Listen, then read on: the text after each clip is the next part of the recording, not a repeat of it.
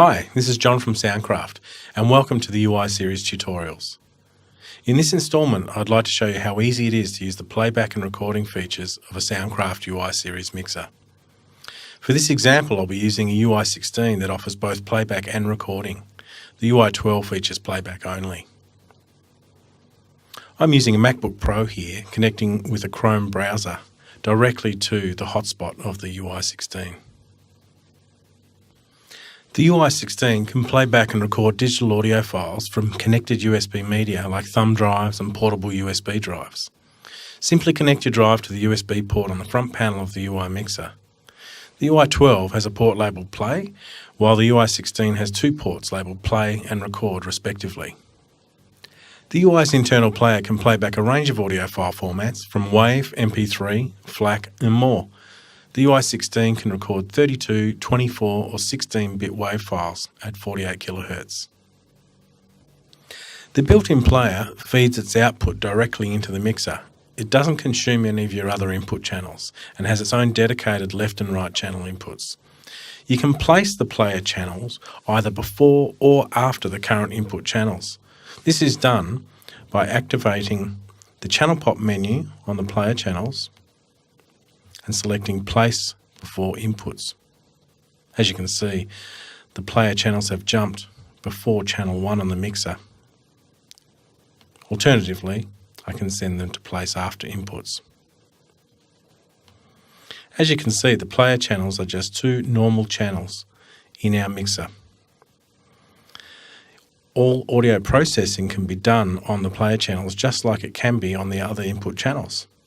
For example, going into the Edit menu and applying EQ, Dynamics, or sending it out on effects send, or sending the player to an auxiliary send. For this example, I'm going to concentrate on how to use the player functions. Clicking on the play icon in the top navigation panel accesses the player page. The player's mixer channels are pinned to the left-hand side, where you've got normal controls like level, mute, solo and pan, the channel strips that you see on the normal front page of the mixer. You also have some mode buttons for the player, a player transport, and an area where you can browse connected media and play those files. Let's connect some media. I've just inserted a USB thumb drive where I've got some audio material arranged in certain folders. Once read by the mixer, you'll see that these folders show up as playlists in the user interface. The first playlist, or folder 1 on the drive, has 4 MP3 tracks in it. The second playlist has 3 MP3 tracks in it.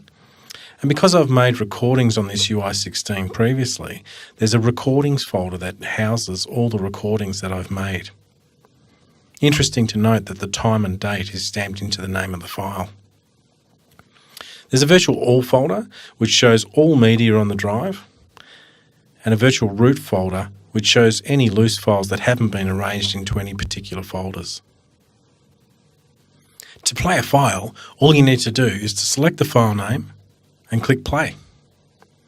As you can see, the audio is passing into the left and right channel player strip and subsequently the master output. I can stop that file, select a new file and push play. To the right of the player, you'll see the player timer. It shows the current playback time position and also the length of the currently selected track. The progress meter moves across the page from left to right while the file is playing. You can grab the handle and move that to a new position if desired. There are two modes in playback. One is manual and the other is auto. When in manual mode, you need to start and stop the tracks in your playlist one after the other as you need. If it's in auto mode, it'll move on to the next track automatically. The Q mode is great when you're in manual mode. This means if you start selecting a file for playback, and you stop it, you select play again, it queues up the next track and starts playing automatically.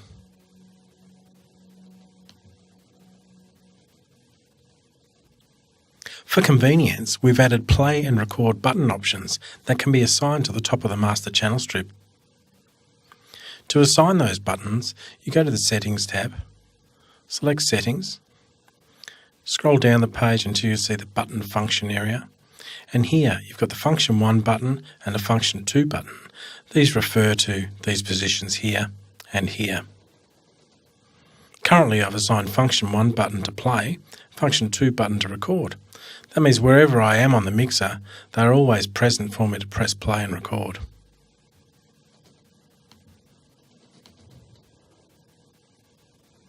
To use the recorder, all you have to do is set your record mode.